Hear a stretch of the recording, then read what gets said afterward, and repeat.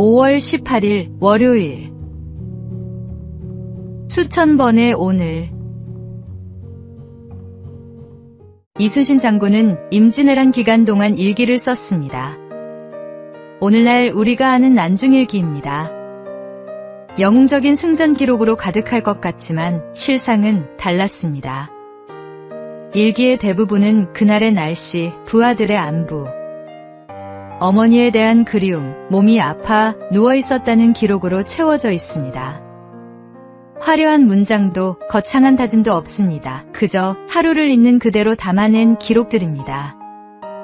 오늘의 날씨를 적는 사람은 오늘의 바다를 읽을 수 있었고, 오늘의 군사들을 챙기는 사람은 오늘의 전투를 이길 수 있었습니다. 그에게 7년의 전쟁은 하나의 긴 전쟁이 아니라 수천 번의 오늘이었습니다. 그리고 그 오늘 하루하루는 결코 우연이 아니었습니다. 하나님이 허락하신 날이었습니다. 우리는 종종 인생 전체를 바꾸겠다는 거대한 결심을 품습니다. 그러나 인생은 오늘 하루의 합산입니다.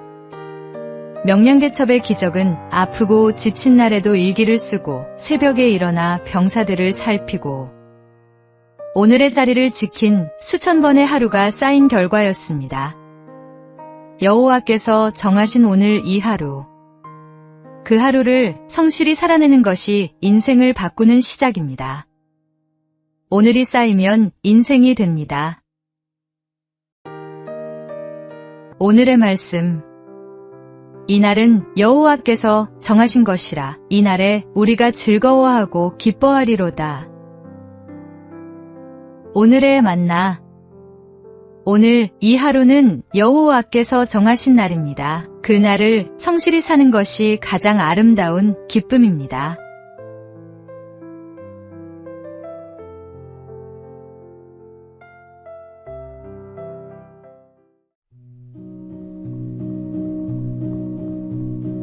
(5월 19일) 화요일.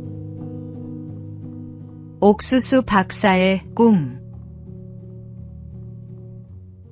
고등학교 진학에 실패한 한 학생이 집에서 농사일을 했습니다. 미래가 암담했던 이 학생은 신앙을 갖게 되면서 꿈이 생겼습니다. 하나님이 주신 그 꿈이 그를 이끌어 마침내 농학박사 학위를 받게 했습니다. 학위를 받은 그는 교잡종 옥수수를 개발하는 데 전력을 쏟았습니다.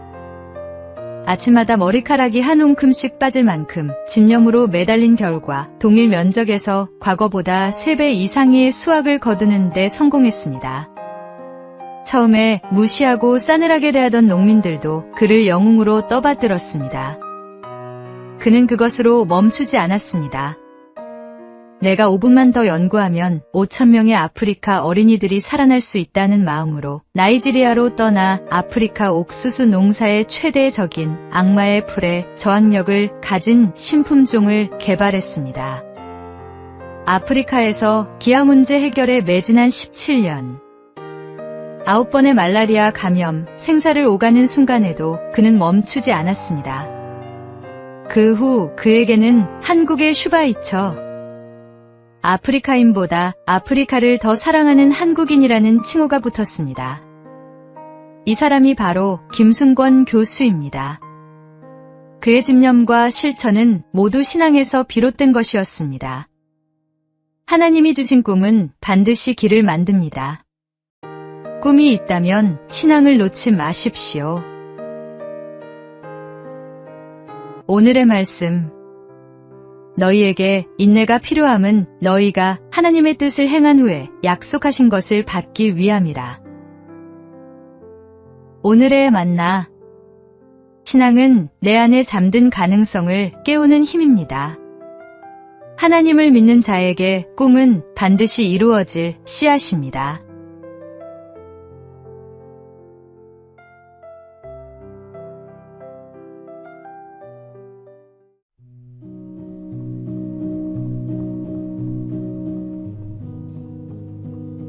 (5월 20일) 수요일.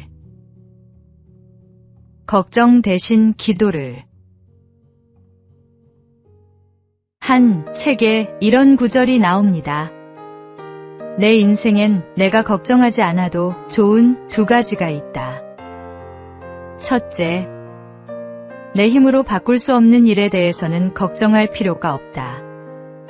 그런 일을 붙들고 걱정하는 것은 어리석고 불필요하다. 둘째, 내 힘으로 바꿀 수 있는 일에 대해서도 걱정할 필요가 없다. 바꿀 수 있는 일이라면 걱정 대신 직접 행동하는 것이 훨씬 큰 성과를 가져온다. 더군다나 어떤 일을 걱정하는 것은 그 일 자체보다 십중팔구 더 위험하다.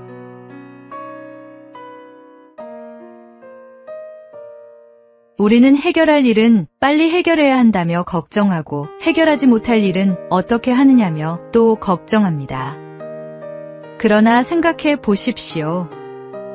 우리가 걱정으로 보낸 하루 중 실제로 그 걱정이 현실이 된 날이 얼마나 됩니까?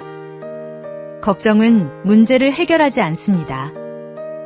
다만 오늘을 잠식할 뿐입니다. 하나님은 우리에게 아무것도 염려하지 말라고 하셨습니다. 그 말씀은 현실을 외면하라는 뜻이 아닙니다. 바꿀 수 없는 것은 하나님께 맡기고 바꿀 수 있는 것은 지금 당장 행동하라는 뜻입니다. 걱정을 내려놓을 가장 알맞은 자리는 기도의 자리입니다. 오늘의 말씀, 아무것도 염려하지 말고 다만 모든 일에 기도와 간구로 너희 구할 것을 감사함으로 하나님께 아뢰라. 오늘의 만나, 내가 바꿀 수 없는 것은 하나님께 맡기고 내가 바꿀 수 있는 것은 지금 행동하십시오.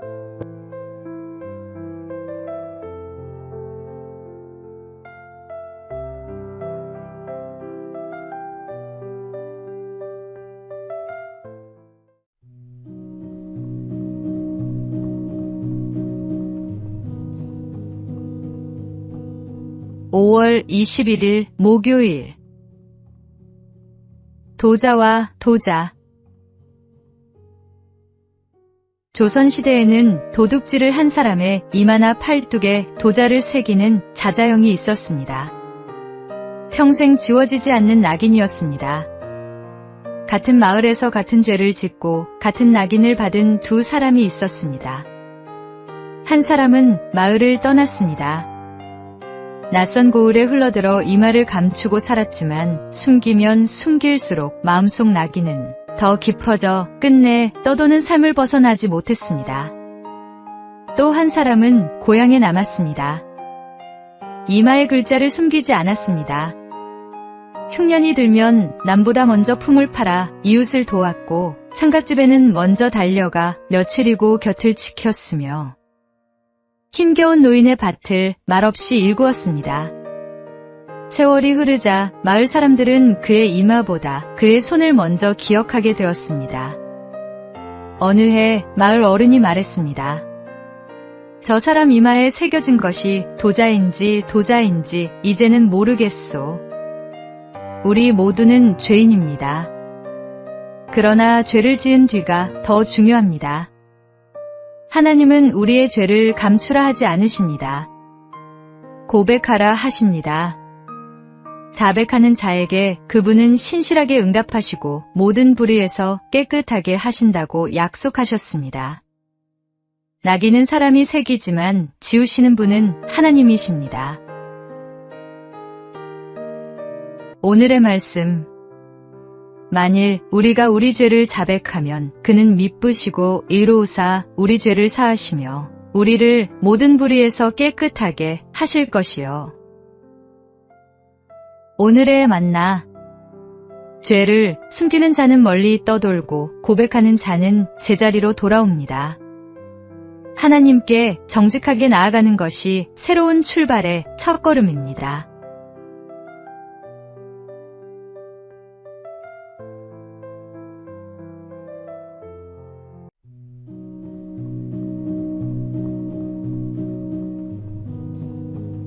(5월 22일) 금요일. 쳐낼수록 달아진다. 젊은 사업가 한 명이 있었습니다. 사업이 자리를 잡자 그는 더 많은 것을 움켜쥐고 싶었습니다.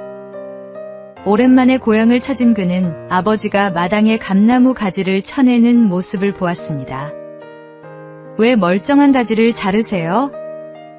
이 나무가 힘을 한 곳에 모아야 제대로 된 열매를 맺는다. 가지가 많으면 영양이 분산돼서 열매가 다 작고 맛이 없어. 쳐낼수록 남은 열매가 더 크고 달아지는 거야. 서울로 돌아온 그는 욕심으로 버려놓은 것들을 하나씩 쳐냈습니다. 처음에는 잃는 것 같아 두려웠습니다. 그러나 남은 힘을 한 곳에 집중하자 사업은 전보다 훨씬 단단하고 풍성해졌습니다. 쳐냄이 손해가 아니라 더 큰 열매를 위한 준비였던 것입니다. 하나님 아버지께서도 우리 삶의 가지를 살피십니다. 열매를 맺지 못하는 가지는 과감히 제거하시고 열매를 맺는 가지는 더 풍성하게 하려 깨끗하게 다듬으십니다. 그 가지치기가 때로는 아프고 억울하게 느껴질 수 있습니다. 그러나 그것은 버리심이 아니라 더 크고 단 열매를 위한 아버지의 손길입니다. 우리 삶에서 쳐내야 할 가지가 무엇인지 오늘 하나님 앞에 내어놓으십시오. 오늘의 말씀.